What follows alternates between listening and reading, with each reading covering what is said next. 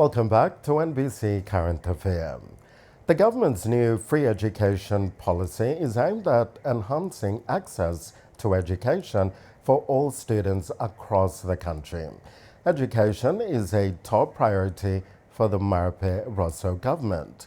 Education Minister Lucas Dawadekana announced that there is now officially titled as the Government Free Education Policy and aims to eliminate financial barriers for students in the general education sector. This government will not tolerate any restrictions imposed on students from attending schools due to non-payment of fees.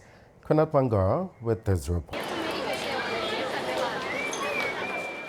The 2025 free education policy under the Marape Rosso government for schools in the general education system is the change of name for the Government Tuition Fee Free Subsidy or GTFS.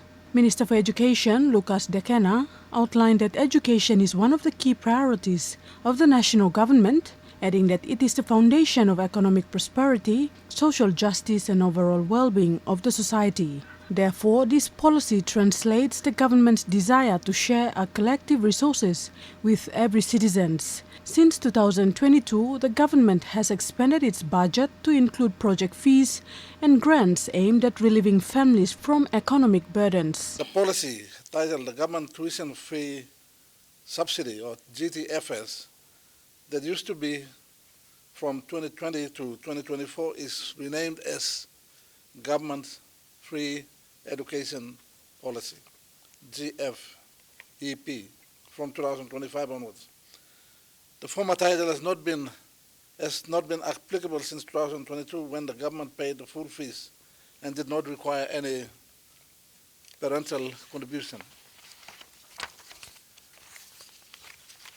Point number 2, schools to be paid based on PNG Remote Access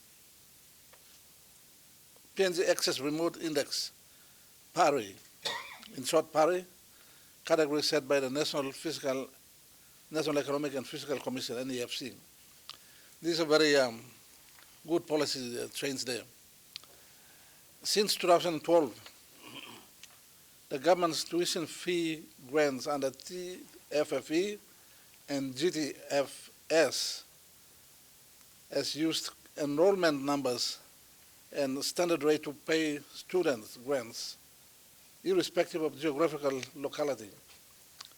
In 2025, this policy will change to pay students based on locality. The Department of Education has undertaken a unit cost study in 2024, and it has provided us different levels of fees according to PARI, namely highly accessible, moderately accessible, remote, very remote, and extremely remote. The new policy will also see a shift in how schools are funded.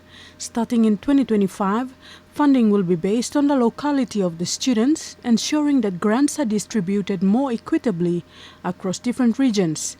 This means that a child attending a primary school in the National Capital District will receive different funding compared to a child in a more remote area.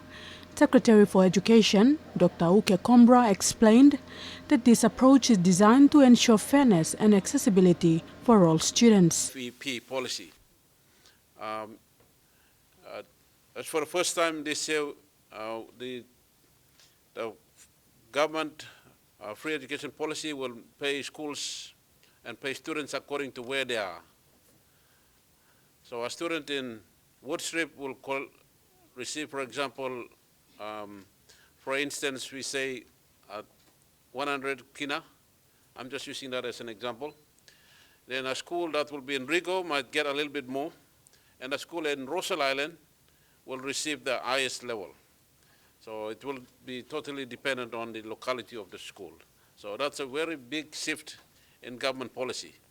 So I commend the minister for taking that, giving that direction for us to implement The government free education policy will consist of two main components: operational and functional grants, which will account for 80% of the funding, and a commodity component, which will support essential materials for science and mathematics education.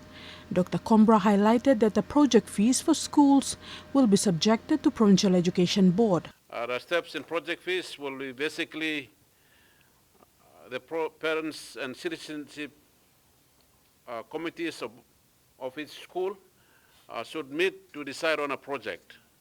And when the project has been decided, the school board or the school management should scope it and cost it and put a time frame on it and make a submission to the PB in the case of provincial institutions, and for national institutions will come to the National Education Board. Once the board has perused it and seen that it's unaffordable, it's a very clear capital project, and it's justified and based on merit, then it will approve for the parents to pay the contribution. That project can take, for a very big project, could take 2 years or 3 years, but consistently the fees will be collected to achieve that outcome. So, as Minister stated in his announcement, no parents should pay any fees to any school if the PB approval is not there or NEB approval is not there. There must be very clear approval for that fee to be collected. This new initiative marks a pivotal moment in the Marape Rosso government's efforts to enhance educational access and equity.